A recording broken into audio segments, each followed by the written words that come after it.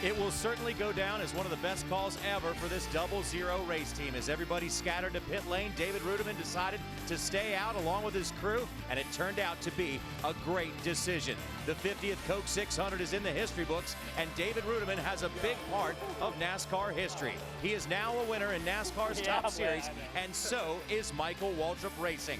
The race was only 220 laps long, but that doesn't matter because a win is a win is a win. Welcome, everybody, to NASCAR Victory Lane on Speed. If you are tuning in to This Week in NASCAR, guess what? You got us instead here in Victory Lane indoors at Lowe's Motor Speedway. And, guys, it simply doesn't matter how you win one of these things. They're too tough to win. This is huge. It's very big, Johnny. No matter, the big thing is that a year from now, 2 years from now, whatever, the winner's going to be David Reutimann.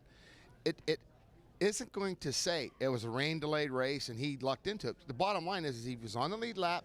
He made the right decision to stay out when the time was there and give the team credit for winning this race. It reminds me of Derek Cope being in the right place for the Daytona 500, Kenny. You can't take a win away from anybody. Oh, this is monumental for Michael Waltrip Racing. This is a company change.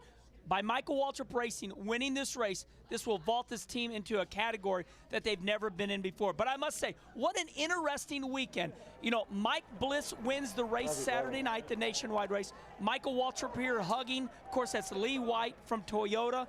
Everybody just so euphoric. NASCAR loves seeing this.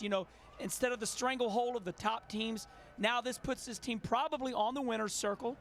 There's so many things, maybe not the winner's circle. We'll have to check and see. Jimmy Spencer, our statistician, saying no, not quite yet. But Spencer, this fits right in with everything. You don't know where it puts them now, but it puts them in another league they've never been in. You said the most important word, Kenny, winner. The thing is that no matter what, Mark Martin says it, so many of the veteran drivers, it is so difficult to win in any one of the top three touring series, especially the Sprint Cup. And the key, Johnny, here is that this team now is a winner of the Coca-Cola 600. And if you think about just a few short years ago to the beginning of this race team, when they went to Daytona, had the illegal fuel in the car, in the carburetor, whatever it was that NASCAR didn't like, you can see how many miles this race team has come to go from that start to this victory lane. Let's take a look at quick look at the highlights. And this was probably, for laps run, probably the longest race in the history of NASCAR. We tried to get it going yesterday, didn't work out, but we did today on a Memorial Day weekend as the green flag finally waved. We're expecting 600 miles of racing, and for the 8th time in his career, Ryan Newman led us to the pole, led us from the pole position to the green flag. But here comes Kyle Busch. Yeah, and here's Kyle, establishing a really big lead right here, starting to pull away with the M&M's car, and in tow, Jimmy Johnson. All right, so Jimmy Johnson is one of the most successful drivers ever at this racetrack, but take a look at the 88 of Dale Earnhardt Jr. Yeah, and you can see Junior in there fighting the wheel. Sometimes Junior will let the fans know, look, my car's handling bad, he'll wiggle the wheel. This was true wiggling the wheel in the middle of the corner. Something broke, something amiss so bad down 2 laps and finishing, I think, 39th. Now, this race is a nightmare already for any crew chief trying to decide how to set up his car for a day race that goes in tonight. But then today we went over to a rainy situation, and the crew chiefs also had to make a decision of how to work out this one. Yeah, and the big thing here, this is a rain delay, fans. Now we're here at the end where the rain delay, the second or third one, I think. I lost count. Third rain delay. So there you go. And Michael Waltrip wins. But this is cool. Watch this, Johnny. Take a look at the crew celebrating. They deserve it. This is huge. A long-awaited rain delay. They had to agonize and then slide over the red paint. I will say that's cool. Terrible job, though. Come on, guys. What's that, tearing up the paint? I think it's neat that they've done it, but they should have slid a little bit. We're not going to give them a high rating for that. Here he comes. Here comes David Reutimann over to Victory Lane, the makeshift Victory Lane here in the Media Center Theater at Lowe's Motor Speedway. And there is that huge trophy that David Reutimann is going to take home, and no one can ever take away the fact that he's a winner in NASCAR's top series. Stick around, everybody. When we come back, we'll talk to what's got to be one of the happiest guys anywhere. NASCAR Victory Lane is presented by Travelodge, Recreates, Hibernates. Brought to you in part by AutoZone, because do-it-yourself doesn't mean you have to do it alone. Get in the zone, AutoZone. And by Priceline, where you can find half-price hotels every day.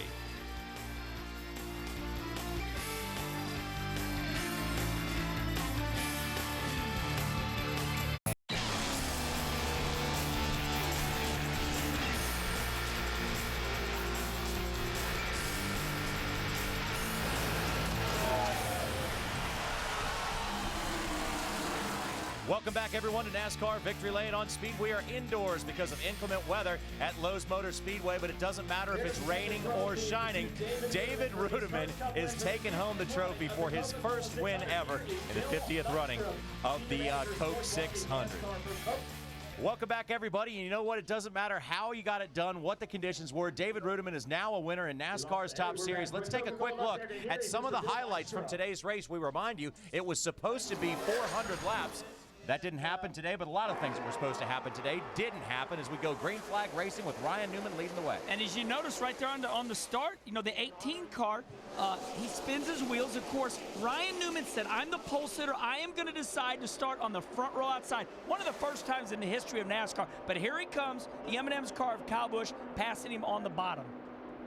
So Kyle Busch right away proving he's could be a favorite for this race. But Ryan Newman wasn't giving up easy. Remember, his teammate Tony Stewart won the All-Star event, so that group obviously knows how to get around this place as he had Kyle Busch right in front of him and Mark the Kid Martin right behind him. And take a look at the bad luck for Kevin Harvick. Scrubbed the wall early. Yeah, well, he ended up hitting the wall here with a defaulted right front tire, flat right front tire. He got into another car on the back straightaway, hits the wall, Kenny, ruins his day with the old Pennzoil Chevrolet. So the first of 3 red flags came out as you see how much water is on the pit road. And at this point, we were wondering whether or not we would go back racing today. These teams knew that this was going to happen. Here you see Kurt Busch. Now listen, Kurt Busch won a race last year in Loudon, New Hampshire, victim of, a rain delay. But Spencer, we don't know how many laps we're going to get in. It's just, okay, now when's the next rain delay we're thinking? And on our show earlier, we were talking about the crowd. A lot of the crowd came back, as you saw in that shot. But here we see a lot of racing, Kenny.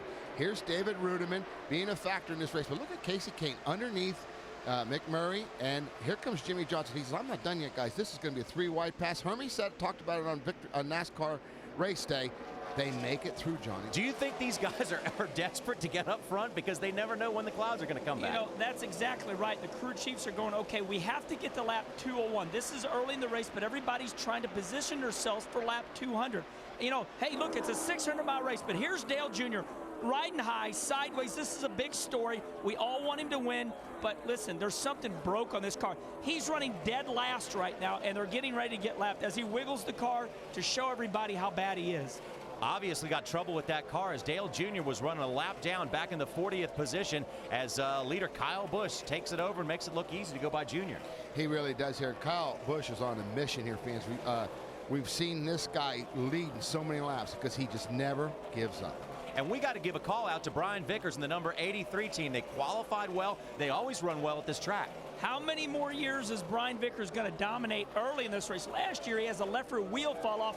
This year, he gets a good finish, but doesn't, make it all the way. Here he goes, fight for the lead on the outside, makes it look easy. And that tells you how good that team was looking at this point. And you'll notice some sun was peeking out on parts of the racetrack, but this is just how wild this weather system was the fact that you had sun on some parts of the racetrack and rain on others. And here comes Juan Pablo Montoya. And, here's a big difference, boy. Juan Pablo, what a difference. He said he wasn't knowing what his car was going to do in the pre-race, and here he is battling for second place here with Kyle Busch. And here comes one of the coolest things we've seen in a long time at any sporting event. We understand it happened at sporting events all over the country by order of the Commander-in-Chief, the President of the United States. This race was stopped. The cars were parked at 3 o'clock in honor of Memorial Day in order to honor those who have lost their lives fighting for our freedom. And might I add that this happened all over the United States. 3 o'clock all over the United States, depending on your time zone, whether it was East Coast, Central, or Pacific. All ball games, baseball games, Jimmy Spencer, everybody stopped. I thought it was awesome. And what great honor to pay to our troops by stopping everything, moment of silence. I'm a big military nut. I'm a believer in the military. I just can't thank them enough for giving them our freedom. And I think what NASCAR did here was the greatest thing I've ever seen happen in the history of NASCAR racing. I want to thank President Obama and everybody else for giving tribute to the people that keep us free. That certainly was cool, and it certainly was a breathtaking moment here at this racetrack. But as we mentioned before, it happened all over the country. We had a moment of silence. But you know what? We are not going to have many moments of silence in this media center.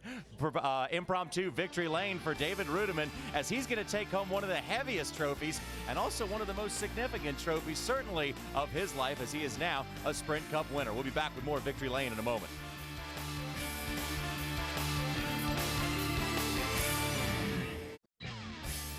Welcome back, everybody, to Lowe's Motor Speedway. This is NASCAR Victory Lane on speed, and there you see David Reutimann and Father Buzzy with family in tow. He is now a Sprint Cup winner, and you know what? This Coke 600 is always a place for first-time winners, as David Reutimann now becomes the 6th driver to make this historic race his first victory in NASCAR's Top Series. Let's take a look at laps now, number 151, as we were Tony Stewart and David Reutimann were having a little discussion because Tony was apparently unhappy with David not letting him in or letting him pass on the racetrack. Well, this is Tony at his best. This is the Tony we remember, the feisty Tony. There's a couple different Tonys you get.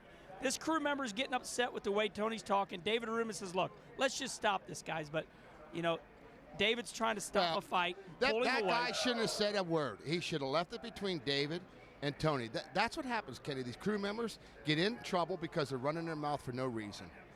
All right, let's go back to the restart after that. That is the Tony Stewart of old. I love it, baby. The green flag waves once again. And also, fans, you got to understand how tough this was on teams and crews because they had to get to the front fast because you just didn't know when these summertime-type storms were going to pop up around Lowe's Motor Speedway. And, here we are on Monday, a day later, and we fought rain all day from 8 o'clock this morning on. Now we're back under green flag conditions racing. And now these guys know this race might not go the full 600 miles. And you're seeing some really spirited racing here. And look who's in the middle of David Reutimann and Kurt Busch. It's Tony Stewart side by side on the racetrack once again, and I guess they have fixed their differences. And might I say, I think this is so important for me to point out. This 00 of David Reutimann has been running awesome all year long, in the top 12 in the points. This shows you how good he's running. He earned this win. He was 13th or 14th when the caution fell.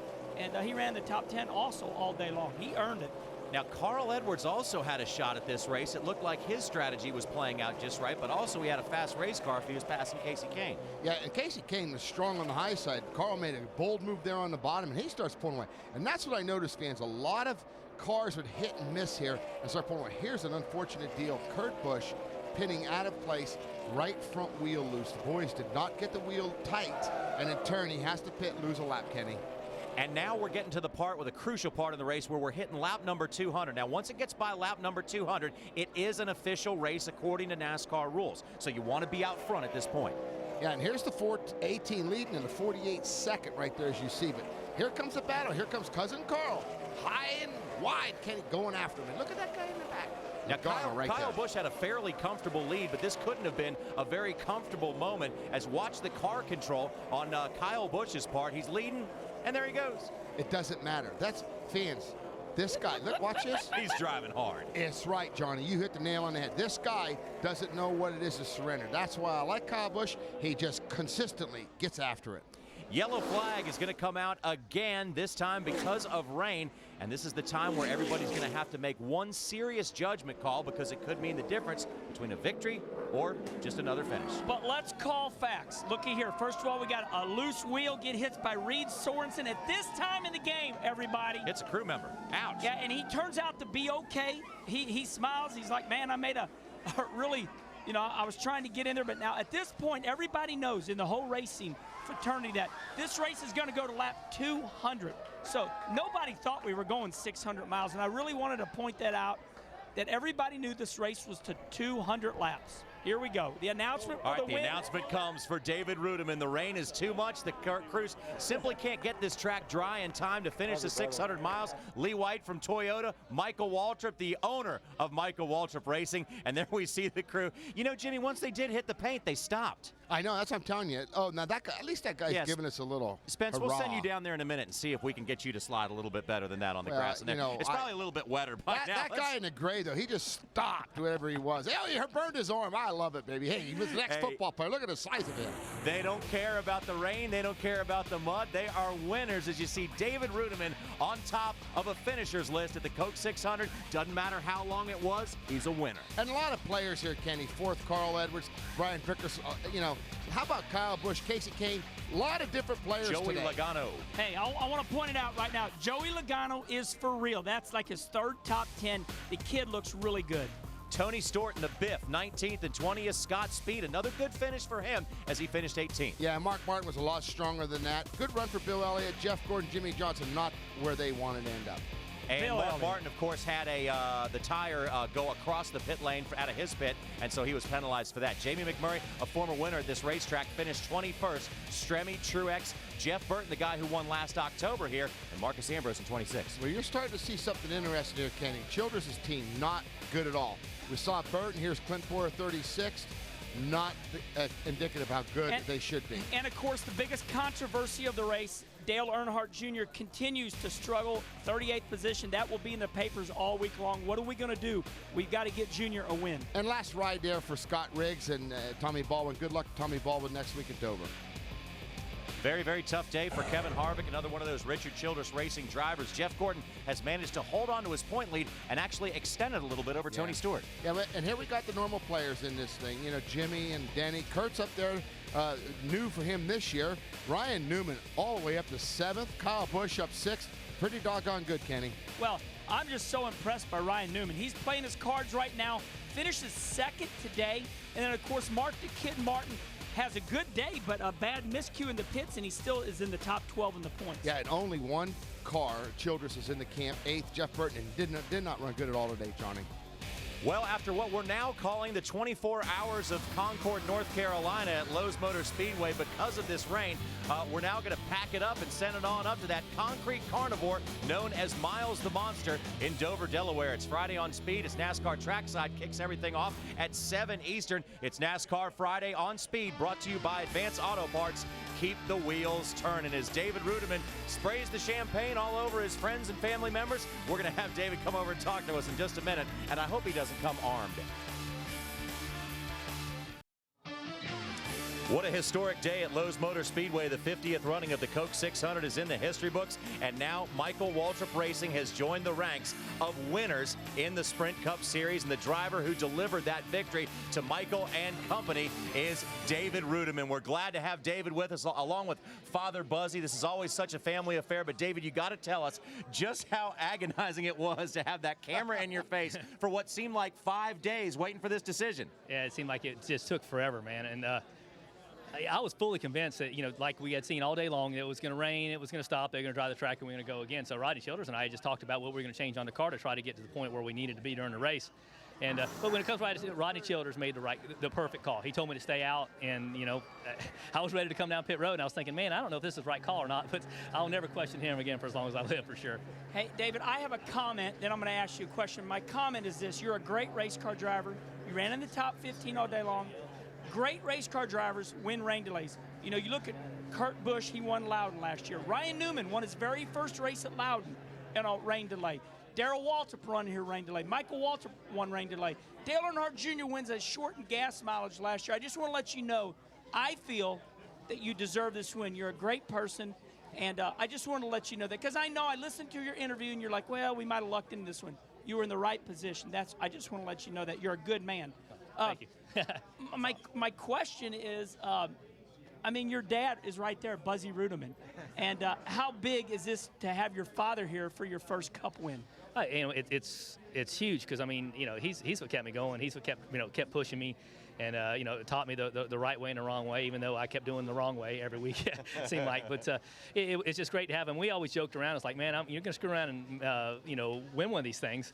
And Buzz is not going to be there. Thankfully for the Truck Series, the Nationwide Series, and now the Cup Series, he's been there for all of them. So it's pretty special to have your old man there, and he's the reason I'm here to begin with. And that's what I wanted to ask Buzzy. Growing up as a young man, my dad raced, and you have to be proud of your son. And the thing is, Buzz, is that you have to, be. I remember watching you in the '70s up in the Northeast racing. You have to be so proud of your family and what you've done with your children, and especially David. Boy, Jimmy, I don't think words can describe how happy I am today. It's been a long road, Jimmy. You know that. Yep. It's been a long road to get here. And like I told him earlier, I said, I want to be here when you win your first one, because I was here when he won with the trucks and with his Nationwide car, and now with the Cup car. So now I can stay home and run my little hot rod now. I've been to all these wins. Cool. Hey, David, we have a special presentation for you here. This is one of the very few races that gives out a ring, and Spencer was trying to steal the ring, but we want to give it to you. And, David, looking at that ring, has it sunk in yet that you now are a winner? And what does this mean to you in your career, knowing that you're a winner in NASCAR's Top Series? Oh man, that's one of the coolest things I think I've ever seen. Yeah, it hasn't sunk in. Just not 20 minutes ago, we were standing on pit road watching it rain, and just kind of yelling back and forth to the fans, because they're the fans that hung out there for the whole event. So, man, I tell you, I don't even know what to say. I mean, look at that ring. I mean, it's beautiful.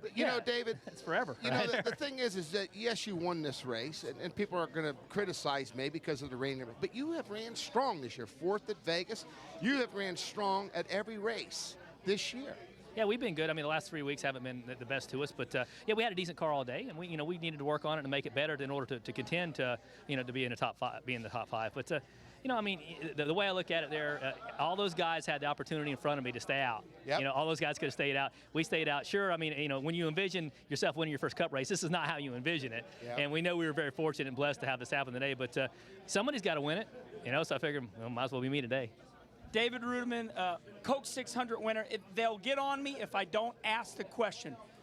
What did Tony Stewart, what was he upset about? Just did he think you should pull over and let him go? What was going on there? I think Tony felt like I should have pulled over a little quicker than I did. And, and I hate that because, Tony Stewart's one of my favorite guys in the garage area.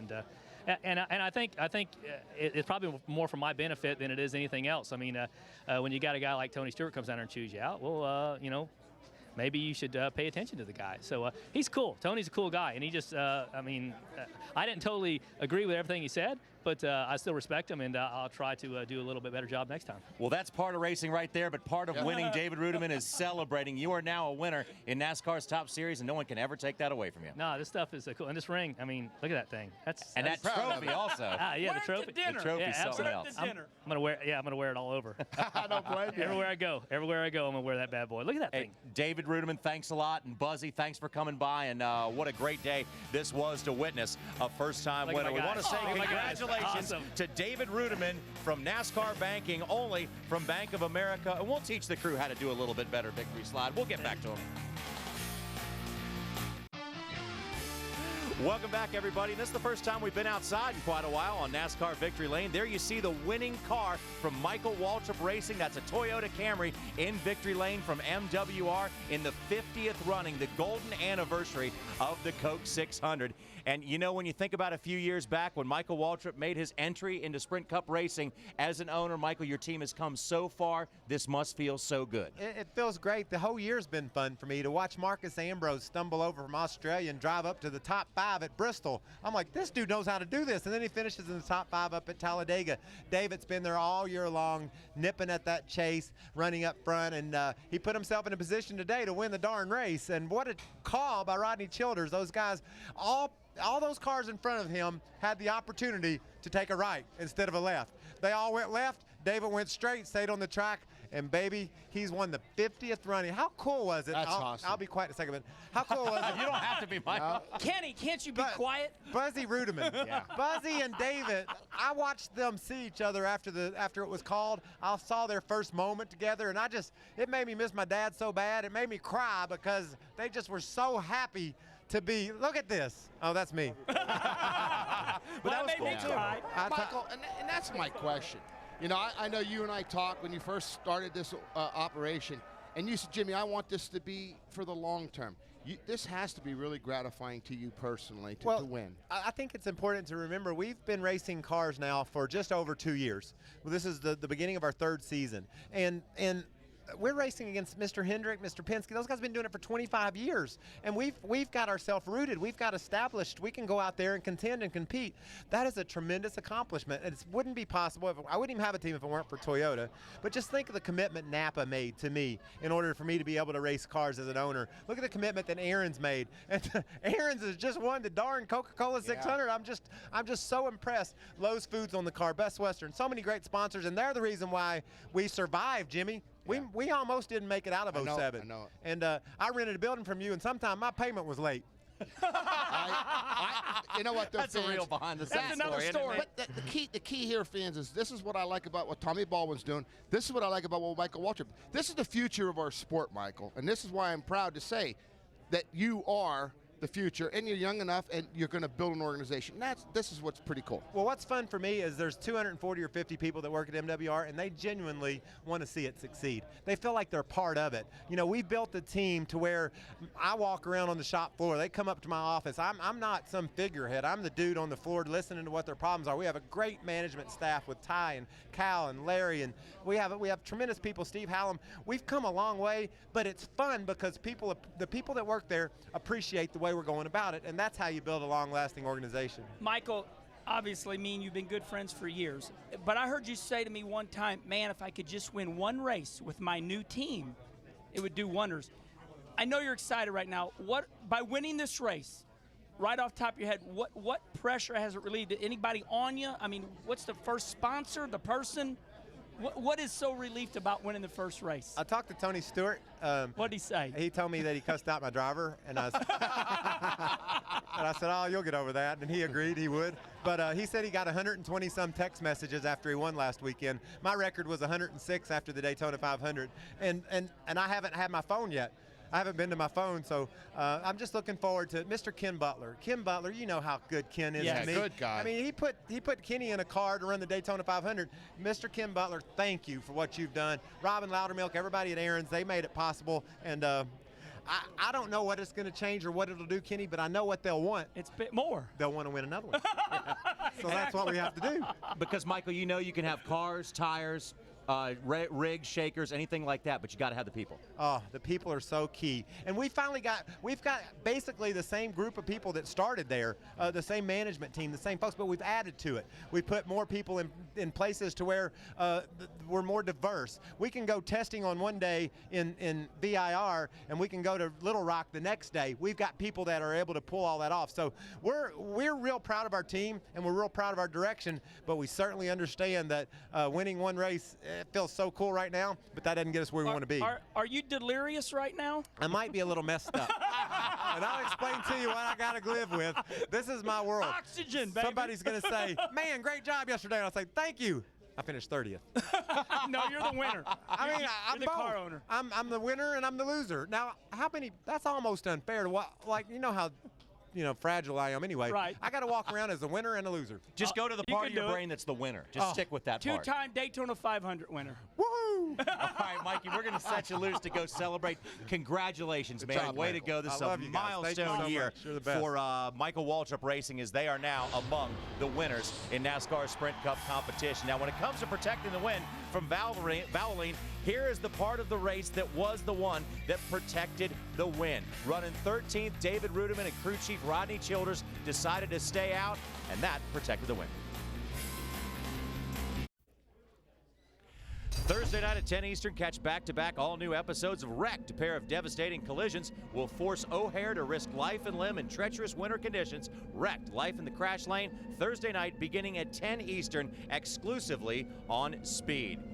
And when you speak about treacherous weather conditions, well, we had them this weekend in Concord, North Carolina at Lowe's Motor Speedway, and the weather worked out in favor of David Reutimann, but on either race this weekend, it certainly did not work out that way for Kyle Busch. Let's go to Bob Dillner.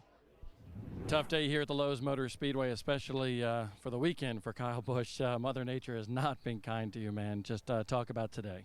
Yeah, just had a fast Camry. You know, that M&M's Toyota was pretty good there on the short runs, and we were making gains on it there for the long runs too. Just getting stuck in traffic kind of hurt us, but you know, it's weather. I mean, you can't do anything about it really. We knew it was coming. We knew it was here, but we weren't going to be able to ride around under caution for more than 5 laps. That's all we had of fuel left, so we had to come down and put gas in it. Fortunately, a lot of guys like us took 4 tires, so we didn't lose that much ground. But you know, the 99 and the 83 took 2, so they got out in front of us, but only hurt us 2 spots. So we'll probably finish 6th. Unfortunate for Kyle Busch, but that's fate when Mother Nature plays with the race here at Lowe's. Yeah, we certainly had Mother Nature wreaking havoc on us all over the place. You know, Saturday night for Kyle Busch, well, no one got much going there. And also Sunday night, no one got any type of racing in. Yeah, and here he is Saturday night. He had the strongest car. You know, Kenny, a lot of people get down on this guy. And I can't never get down on the guy that just gives his heart and soul to try to win every race. And I get a little bothered when fans, say this guy doesn't have a good temperament about him. He doesn't do good interviews.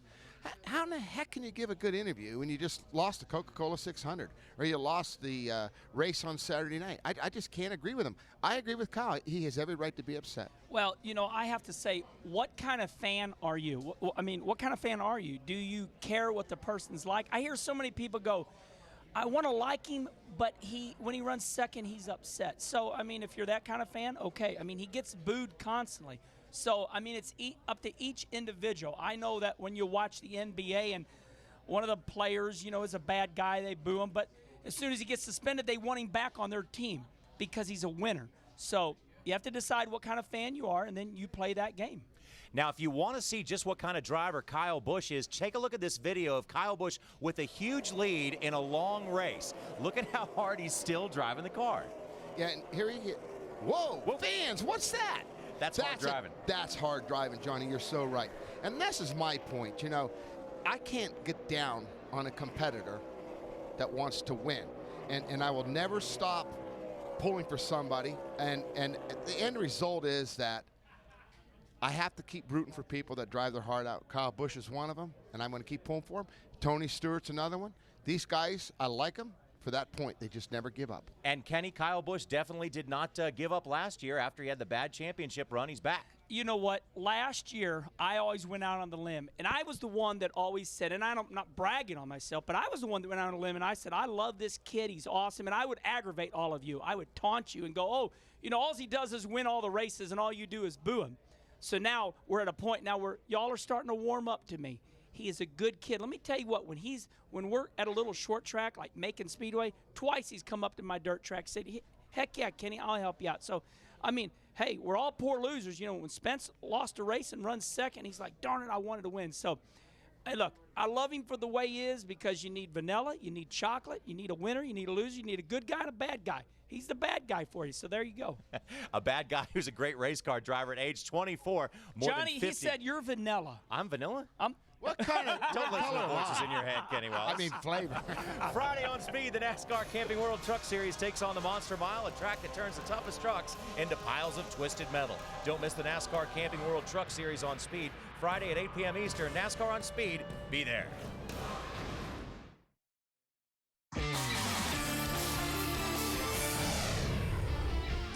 The Prilosec OTC Barbecue Series Shootout was going on this weekend at Lowe's Motor Speedway. From amateurs to professionals, the competition was on fire. Let's see what Rutledge Wood has been up to with the winners. The Prilosec OTC Barbecue Shootout Series has been going on all weekend long, and it's time to wave the checkered flag on the barbecue fan favorite, and Jeff Burton's coming by to help. Come on!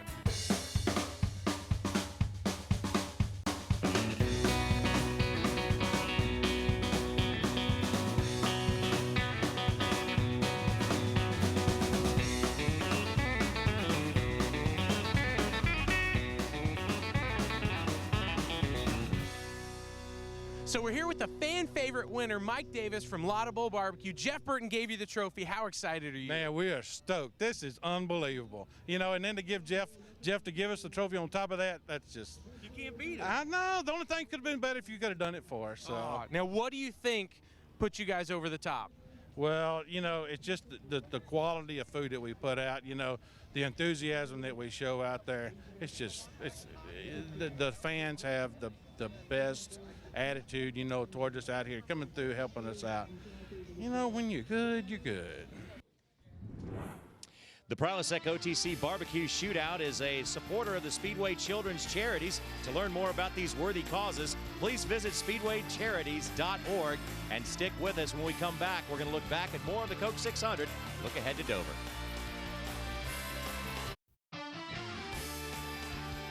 NASCAR Victory Lane is presented by Travelodge, Recreate, Hibernate, and brought to you in part by Husqvarna.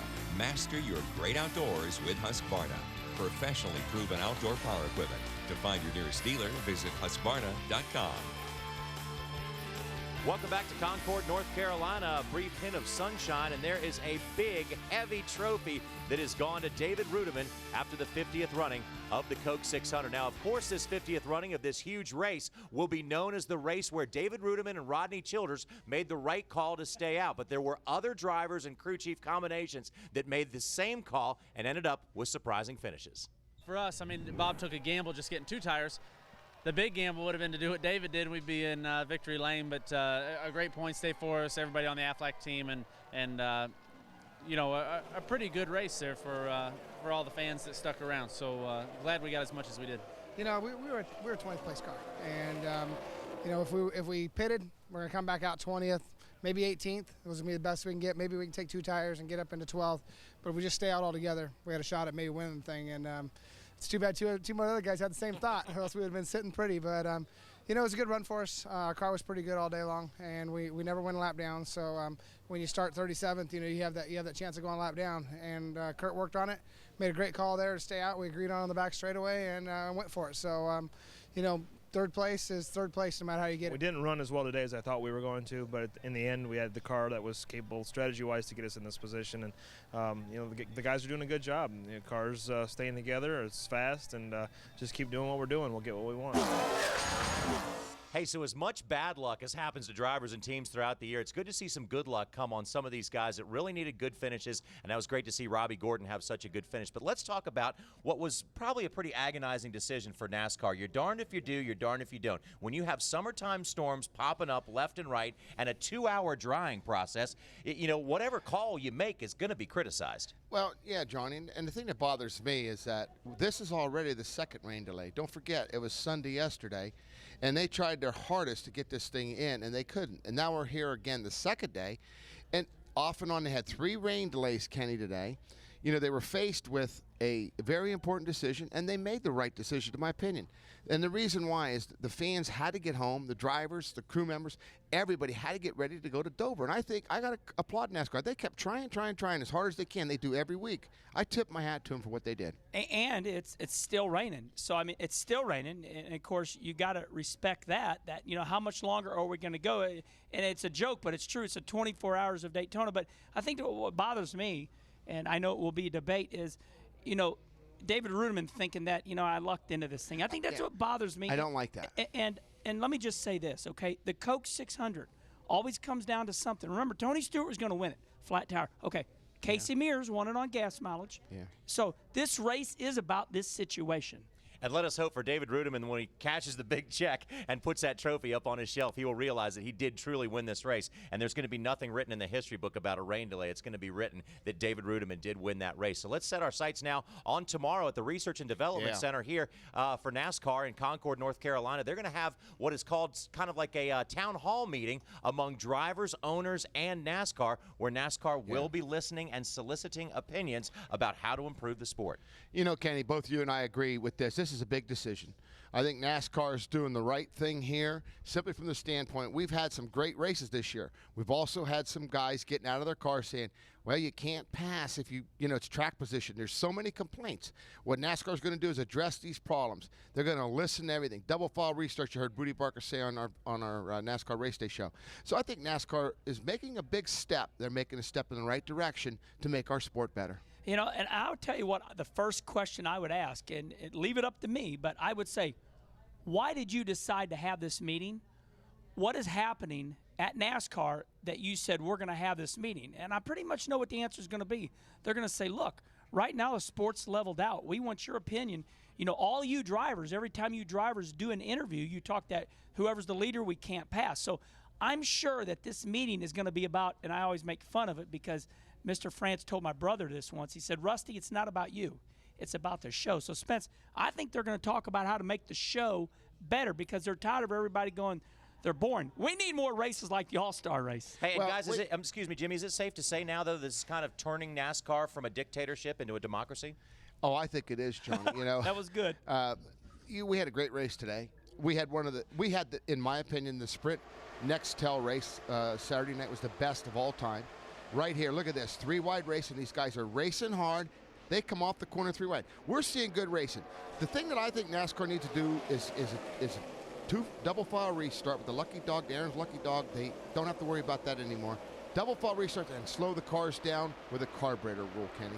Well, I always say that, look, we don't have to race at 195 mile an hour to put on a good show. I mean, look at this double file restart at the All-Star race. Now watch the 18 car. Boom. Through the middle. This is so exciting, Spencer. That's a good show. Kind of racing we want to see for the win. There you go, Kenny. You said it. It's so exciting. The people were standing. The standing room crowd was just in awe of what was happening. And I think this is what brought NASCAR to say, you know what, we need to have this meeting, Johnny. And you say things can't ever change? Well, they do definitely change. As we head up to Dover now, the complaint about Dover for a long time has been that the pit lane is simply too small. It doesn't accommodate all 43 teams. Who said that? I think it was Jimmy Spencer, I think, among others. Spencer and Wallace, among others, have said for years that for Dover to not have 43 pit stalls is borderlining on ridiculous, but I'm kind of paraphrasing there. But for us now to go up there, we're looking forward to seeing a pit lane that can accommodate all 43 race teams. Jimmy Spencer got in so much trouble 2 years ago with NASCAR racing. Imagine that. Spence called him out and said, this is ridiculous. Spence, I know. they finally listened to Speed TV and you. They got 43 pit stalls now. Well, they, give Glenn, I forget his name. The guy at Dover.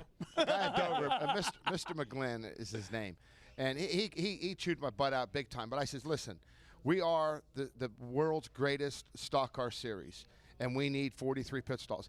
They did what was necessary at Dover. I love Dover. I think it's one of the most exciting races. Brad Doherty said it is one of his best tracks he loves to watch. I think we're going to see a great race. I think that this is a great step in the right direction. These are things that tracks have to do, Johnny. We have to keep stepping up the facilities. We have to make them better for the fans. We have to make the racing better. And NASCAR's working on that, and so are the promoters. And now we are roughly halfway to the cutoff for the chase for the championship for the Sprint Cup, so guys really have to put it in gear. And I don't think we know who's going to finish, from 8th to 16th. I mean, will Mark Martin stay in there? Well, we think he will. I mean, will Carl Edwards stay out? How about Reutimann moving up to 13th now? That's big. It's going to be big. I hope there will be some surprises in there, JR. I hope there's somebody in there that shouldn't be in there. Or no, I don't mean shouldn't. We don't expect to be in there. Yeah, someone unexpected. Right. Well, we saw an unexpected victory tonight as David Reutimann and crew chief Rodney Childers for Michael Waltrip Racing made the right call to stay out on a very wet Lowe's Motor Speedway and became the 6th first-time driver who has gotten that first trophy from NASCAR's longest race here at Lowe's Motor Speedway in Concord, North Carolina. Congratulations to David Reutimann. Thanks for coming along for the ride. Let's now look in the rearview mirror.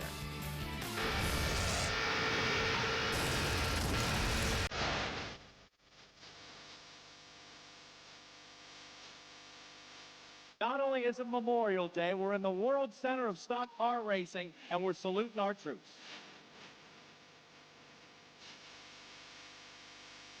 And perhaps no city embraces the sport of NASCAR racing like Charlotte, North Carolina. Rocket Man, Ryan Newman.